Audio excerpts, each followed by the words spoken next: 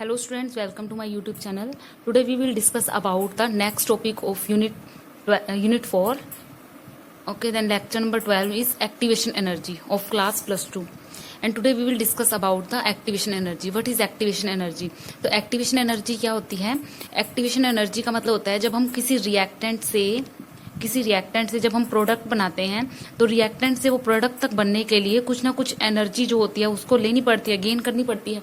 कुछ एनर्जी होती है तभी वो रिएक्टेंट से प्रोडक्ट बनता है। जैसे मान लो आपका H है, ठीक है, 2 मोलिक्यूल H के हैं, 2 मोलिक्यूल I के हैं, यानी कि आपके 2 मोलिक्यूल जो हुए आपके H के, यानी कि इस तरह से हुए, आई के मोलिक्यूल इस तरह से हुए, ठीक है। तो जब ये रिएक्टेंट है ना, तो जब ये प्रोडक्ट बनाएंगे तो कुछ ना कुछ तो यहाँ पर होगा, इनके अंदर से ब्रोकन होंगे, बॉन्ड्स टूटेंगे, ठीक है, फिर उसके बाद बॉन्ड फॉर्मेशन होगी, ये सारे बॉन्ड जुड़ेंगे, ठीक है। तो ये ब्रोकन और जो आपका मतलब कि बॉन्ड्स का टूटना और जुड़ना, इनके लिए जिस एनर्जी की जरूरत पड़ती है उसको हम एक्टिवेशन एनर्जी कहते हैं, ठीक है। ध्यान से सुना। अकॉर्डिंग टू कोलिजन थ्योरी के अकॉर्डिंग है ये, reaction take place because the reactant molecules collide with each other. एक रिएक्शन तभी टेक प्लेस होगी जब वो मॉलिक्यूल्स आपस में क्या करेंगे, कोलाइड करेंगे, ठीक है, आपस में टकराएंगे, ठीक है। जब तक आपस में टकराएंगे नहीं, रिएक्शन नहीं होगी, ठीक है। Collision is not effective. जब वो टकराएंगे ही नहीं तो कोलिजन इफेक्टिव ही नहीं होगा, ठीक है। Doesn't result into a chemical reaction, यानी कि कोई रिजल्ट जो है केमिकल रिएक्शन में नहीं आएगा। तो देखो इसको हम ग्राफ के माध्यम से समझेंगे। उससे पहले देखो कि थ्रेशोल्ड एनर्जी क्या होती है। The minimum energy which the colliding molecule must have in order that the collision between then may be effective is called threshold energy. तो थ्रेशोल्ड एनर्जी क्या है? सपोज यहाँ पे आपका कोई रिएक्टेंट था, ठीक है, तो रिएक्टेंट को प्रोडक्ट में बनने के लिए, जो बॉन्ड्स को टूटने के लिए या बनने के लिए, फॉर्मेशन के लिए यहाँ पर जो एनर्जी का यूज होता है तो उसको हम बोलते हैं थ्रेशोल्ड एनर्जी। क्या बोलते हैं? थ्रेशोल्ड एनर्जी बोलते हैं, ठीक है। और एक्टिवेशन एनर्जी क्या होती है? It is difference between threshold energy and the average kinetic energy of reactant molecule. Reactant molecule की एवरेज काइनेटिक एनर्जी थ्रेशोल्ड में से माइनस कर देंगे, ठीक है। तो ये एक्टिवेशन एनर्जी होती है, threshold energy minus average kinetic of reactant. तो अभी मैं आपको एक ग्राफ सिखाऊंगी, वहां ग्राफ से आप इसको बड़े इजिली जो है समझ पाओगे कि कौन से ग्राफ से आपको बड़े इजिली पता लग जाएगा कि एक्टिवेशन एनर्जी क्या होती है और थ्रेशोल्ड एनर्जी क्या होती है। तो पहले इसका स्क्रीनशॉट ले लो, फिर ग्राफ बनाते हैं, वहां से आपको क्लियर हो जाएगा कि व्हाट इज एक्टिवेशन एनर्जी, ठीक है। After that I am telling you what is collision theory, and according to collision theory, collide is very important for changing the reactant into products, ठीक है। कोलिजन थ्योरी के according जब reactant से product में change करना वो बहुत जरूरी होता है, ठीक है। रिएक्टेंट से प्रोडक्ट में चेंज होने के लिए मॉलिक्यूल्स का बनना और टूटना, और ये सब कुछ कोलिजन थ्योरी ही बताती है। तो इसके लिए स्टूडेंट्स ग्राफ प्लॉट करेंगे हम, ठीक है। तो आप मेरे साथ साथ ड्रॉ करना, इसको अच्छे से देखो, ठीक है। डिस्क्रिप्शन बॉक्स में वैसे मैंने ये सारे नोट्स दे दिए आपको, आप वहां से देख सकते हो। तो देखो मैंने यहाँ पर कोई एक ग्राफ ले लिया एक्स और वाई एक्सिस पे। तो यहाँ पर जो है रिएक्शन का प्रोग्रेस क्या रहा वो दिखाएगा यहाँ पे, ठीक है।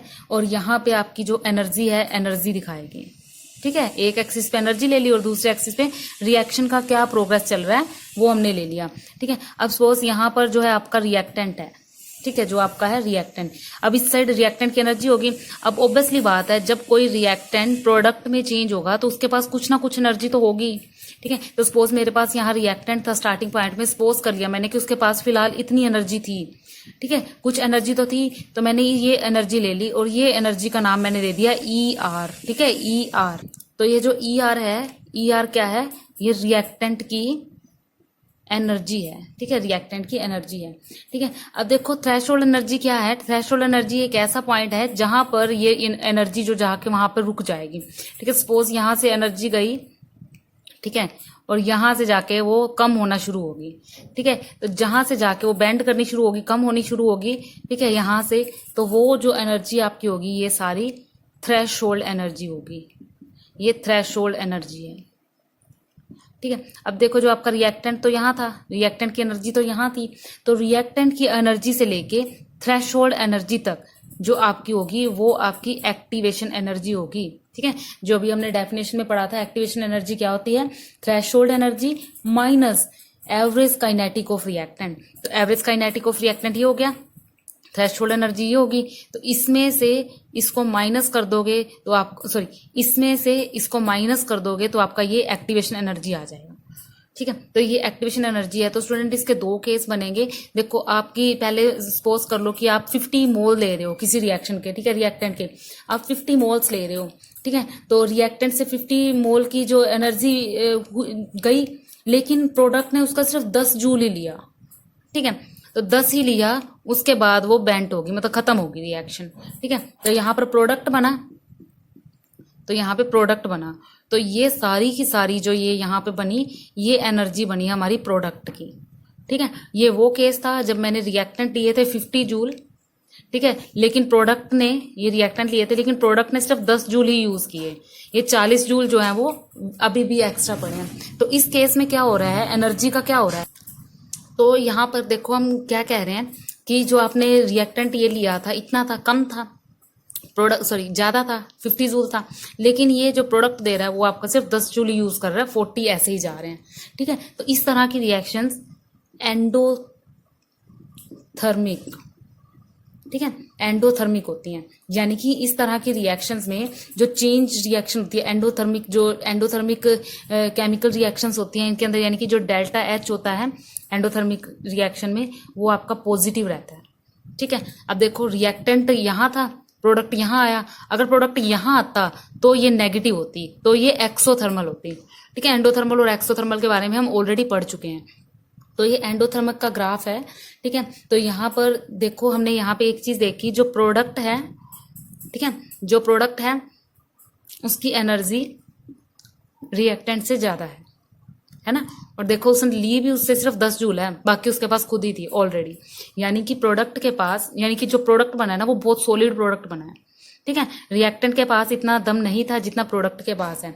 तो इस केस में डेल्टा एच जो आया आपका वो पॉजिटिव होगा। तो इस तरह की जो रिएक्शन होती है ये एंडोथर्मिक रिएक्शन होती है, ठीक है। दोबारा से समझो ग्राफ, यहाँ पे मैंने रिएक्टेंट की एनर्जी ली, यहाँ से स्टार्ट हुआ, यहाँ पे सिर्फ इतनी एनर्जी थी, तो देखो इतनी एनर्जी थी, कुछ तो एनर्जी थी रिएक्टेंट के पास, तो यहाँ पर आया, ये थ्रेशोल्ड एनर्जी है। तो इस रिएक्टेंट से लेके थ्रेशोल्ड एनर्जी के बीच की एनर्जी जो होगी एक्टिवेशन एनर्जी, या फिर यूं कहूँ कि रिएक्टेंट को प्रोडक्ट बनाने में जितनी भी एनर्जी की जरूरत होती है उसको एक्टिवेशन एनर्जी कहते हैं, ठीक है। रिएक्टेंट को प्रोडक्ट बनाने में जितनी एनर्जी की जरूरत होती है उसको हम क्या बोलते हैं, एक्टिवेशन एनर्जी बोलते हैं, ठीक है। तो यहाँ पर अगर हम डेल्टा एच की वैल्यू निकालते हैं तो डेल्टा एच क्या निकलेगा, फाइनल माइनस इनिशियल, तो फाइनल तो प्रोडक्ट बना, ठीक है, फाइनल एनर्जी प्रोडक्ट की माइनस इनिशियल एनर्जी, ठीक है, किसकी, रिएक्टेंट की, ठीक है। तो यहाँ पर ये डेल्टा एच निकला। तो ये ग्राफ को स्क्रीनशॉट ले लो, फिर हम एक एक्सोथर्मल का ग्राफ पढ़ेंगे, एक्सोथर्मल, ठीक है। तो देखो एक्सोथर्मल का भी यही केस बता देती हूँ मैं आपको।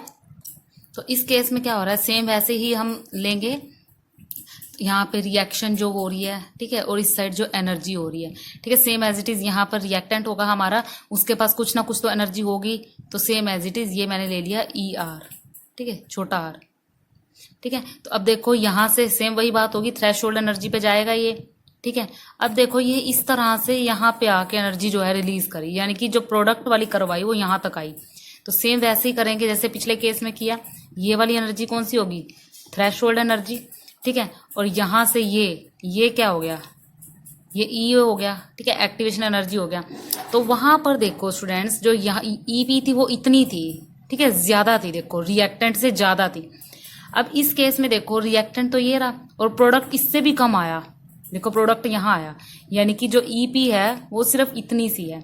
इसका मतलब क्या हुआ, ईपी कम है ईआर से, है ना। तो इसका मतलब क्या है कि सपोज कि इसने अगर 50 मॉलिक्यूल 50 जूल एनर्जी दी थी ना, तो 60 जूल पी ने 60 जूल ली, ठीक है, 50 से ज्यादा जो है वो दे रहा है, ठीक है। तो उस केस में क्या हुआ, जो ये रिएक्शन है आपकी ये कैसी चलेगी, यानी कि डेल्टा एच कैसा चला गया, 50 से भी ज्यादा 60, यानी कि ये रिएक्शन कैसी हो गई, नेगेटिव हो गई। और दूसरी बात, जो ये प्रोडक्ट है वो क्या हो गया, रिएक्टेंट से भी कम आया, रिएक्टेंट से भी कम उसकी एनर्जी आई, लेकिन जो रिएक्शन है वो आगे तक जो है कैरी कर रही है। तो यहाँ डेल्टा एच आपका क्या आ जाएगा, नेगेटिव आ जाएगा। और इस केस में जो आपका डेल्टा एच है उसको हम ये कह सकते हैं कि डेल्टा एच में जो एच पी यानी कि प्रोडक्ट जो है वो एच आर यानी कि रिएक्टेंट जो है वो प्रोडक्ट से ज्यादा है, एनर्जी ज्यादा रिलीज कर दी रिएक्टेंट ने, ठीक है, रिएक्टेंट ने एनर्जी ज्यादा रिलीज कर दी, ठीक है। तो इस तरह की रिएक्शन कैसी होती हैं, एक्सोथर्मिक। कैसी रिएक्शन होती हैं ये, एक्सोथर्मिक रिएक्शंस होती हैं, ठीक है, तो इसका स्क्रीनशॉट ले लो, फिर आगे चलते हैं। यही एनर्जी फॉरवर्ड और रिवर्स बायस भी होती है। और एक और बात यहाँ पर नोट कर लो जरा, एक छोटी सी बात है जो इम्पोर्टेंट है। देखो, जब भी बॉन्ड फॉर्मेशन होती है, ठीक है, तो एनर्जी जो है रिलीज होती है, ठीक है, लेकिन किसी किसी में कम होती है और किसी किसी में ज्यादा। तो मैंने अभी एक एग्जांपल भी दिया था, जैसे एच और आई, ठीक है, यहाँ पे बॉन्ड ब्रेक होगा, ठीक है, बॉन्ड ब्रेकेज होगी। ये है क्या है, तो ये रिएक्टेंट है। क्या है ये? रिएक्टेंट है, ठीक है। तो ये देखो, यहाँ पे एक्टिवेशन एनर्जी यूज करनी पड़ेगी। तो जैसे इस पे एक्टिवेशन एनर्जी लगाएंगे तो एच आई और ये वाला आई और ये एच, ये आपस में बॉन्ड बनाने की कोशिश करेंगे इस तरह से, ठीक है। तो ये आपस में जो है बॉन्ड बनाने की कोशिश करेंगे, दोनों एच और दोनों आई। तो ये एक्टिवेटेड कंपाउंड है, जो ये है ये एक्टिवेटेड कंपाउंड है, यानी कि हमें एक्टिवेशन एनर्जी की जरूरत पड़ेगी इस रिएक्टेंट को प्रोडक्ट बनाने में, ठीक है। और लास्ट में हमें इससे डायरेक्ट प्रोडक्ट क्या मिल गया, ये।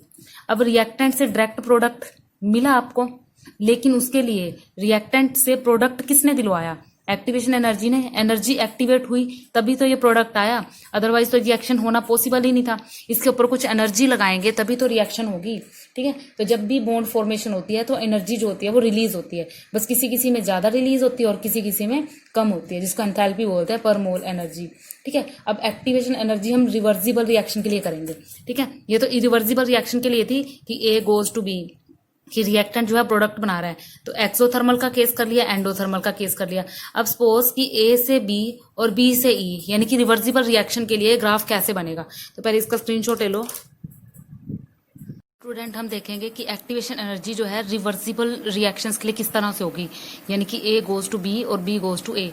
इस टाइप के लिए जो एक्टिवेशन एनर्जी होगी वो क्या होगी, तो देखो same as it is reaction का ग्राफ बना रही हूँ मैं। यहाँ पे रिएक्शन है यहाँ, और यहाँ पर जो है आपकी एनर्जी है। सेम एज इट इज यहाँ से जो रिएक्टेंट जाएगा उसकी एनर्जी क्या होगी, ई आर, ठीक है। तो अब यहाँ पर जो होगा आपका ये बैरियर, ठीक है, ये क्या देगा हमें, थ्रेशोल्ड एनर्जी, ठीक है। तो सेम एज इट इज जो रिएक्टेंट है जैसे पहले की तरह यहाँ से गया, तो सपोज करो मैंने ये वाला पहला केस लिया जब प्रोडक्ट यहीं पे रुक गया, ठीक है। तो ऑब्वियसली बात है जो यहाँ पर बना ये चीज, ये क्या बनी हमारी, ये तो रिएक्टेंट के लिए थी, ये क्या है, ईपी यानी कि प्रोडक्ट के लिए है, ठीक है। तो अब यहाँ पर देखो ईपी भी बन गया, ठीक है। यहाँ पॉइंट बी दे दिया मैंने, सपोज ये बी पॉइंट है और ये पॉइंट ए दे दिया, ठीक है। अब देखो रिएक्शन यहाँ से शुरू हुई, यहाँ पर खत्म हो गई, यानी कि रिएक्शन इधर गई, ठीक है, और यहीं खत्म होगी।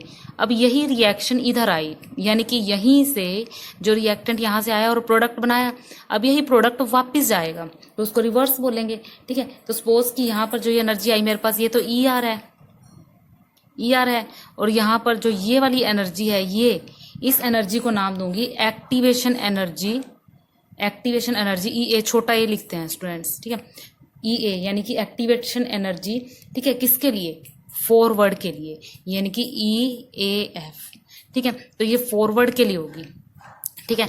अब ये यहां से वापस गई, ठीक है, यानी कि यहां से वापस जाने में इतना सा ही डिस्टेंस इसको कवर करना पड़ेगा। तो ये डिस्टेंस जो यहां से इतना सा वापस कवर करेगा, तो ये क्या है, ई ए बी, यानी कि activation energy for backward reaction. ये तो होगी फॉरवर्ड रिएक्शन, तो ये कैसी होगी, backward energy, backward activation energy, ठीक है। ये क्या हो गई, फॉरवर्ड एक्टिवेशन एनर्जी, और ये क्या हो गई, बैकवर्ड एक्टिवेशन एनर्जी, ठीक है। फॉरवर्ड एक्टिवेशन एनर्जी और ये बैकवर्ड एक्टिवेटेड एनर्जी, ठीक है। ध्यान से समझो, एक बार दोबारा मैं ड्रॉ कर देती हूँ। ये यहाँ से गए इस तरह से, ठीक है, इस कैरियर तक, तो यहाँ पर जो आपकी ये एनर्जी थी ये जा रही है इस तरफ, ठीक है। तो ये फॉरवर्ड एक्टिवेशन एनर्जी है, ठीक है। ये प्रोडक्ट है, प्रोडक्ट से वापस इधर जा रही है, ठीक है, यानी कि ये चीज, तो ये क्या है, energy, activated energy backward reaction के लिए, ठीक है। तो ये जो आपकी ग्राफ जो है मैंने बनाया है, ये मैंने एंडोथर्मिक के लिए बनाया है, ठीक है, एंडोथर्मिक रिएक्शन के लिए। तो एंडोथर्मिक रिएक्शन के लिए जो डेल्टा एच होगा वो क्या होगा, तो डेल्टा एच क्या होगा, एक्टिवेशन एनर्जी फॉरवर्ड की माइनस एक्टिवेशन एनर्जी बैकवर्ड की, यही बनेगा ना, forward energy, activation forward energy minus activation backward energy, है ना। देखो ये ज्यादा है, इसमें से इतने को ही तो माइनस करेंगे हम, ठीक है। तो ये जो रिएक्शन है, देखो अब ये एक्सोथर्मल के लिए करेंगे, ठीक है। और ये तो एंडोथर्मल के लिए थी, ठीक है। एंडोथर्मल के लिए जो आपका ये इस तरह से केस होगा, ठीक है। ये एनर्जी कम है और ये ज्यादा एनर्जी है। अब देखो बैकवर्ड का केस होगा तो बैकवर्ड के केस में तो एनर्जी यहाँ पर आई है ना, तो देखो यहाँ से रिएक्शन को बैकवर्ड जाने में, यानी कि EAB बैकवर्ड जाने में ज्यादा समय लगेगा, और ये जो फॉरवर्ड है वो सिर्फ यहाँ पर है, ठीक है। ये चीज EAF, तो ये केस क्या हो जाएगा, एक्सोथर्मल का केस कैसा हो जाएगा, delta H is goes to EAF minus E of AB, ठीक है। ये बन जाएगा हमारा, ठीक है।